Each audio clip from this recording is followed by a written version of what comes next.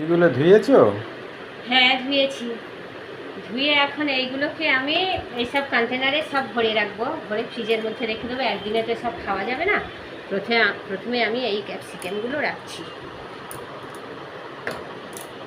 এগুলো সুন্দর করে সব রেখে দেবো।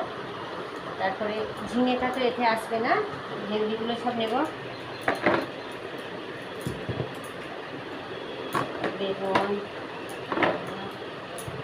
এই ক্যাপসিকামগুলো এতে বেশি হবে। তারপরে বেশ অনেক দিন ভালো থাকবে এই কন্টেনারে করে রাখলে। সব ফ্রেশ সবজি একদম ধুয়ে ধুয়ে রেখেছি।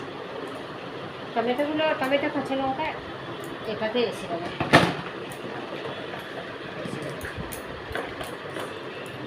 কিছুটা আসবে, সব এত আসবে না, আরও আনতে হবে ওদিক থেকে। ওই পটলগুলো রাখবো, বিট, গাজরগুলো রাখবো।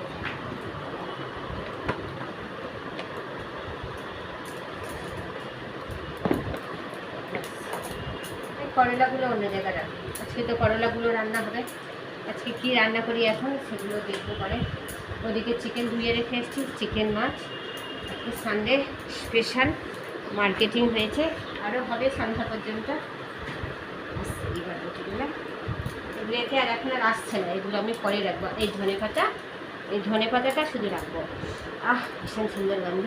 পালং শাকটা তো আজকের এখন খাওয়া হয়ে যাবে।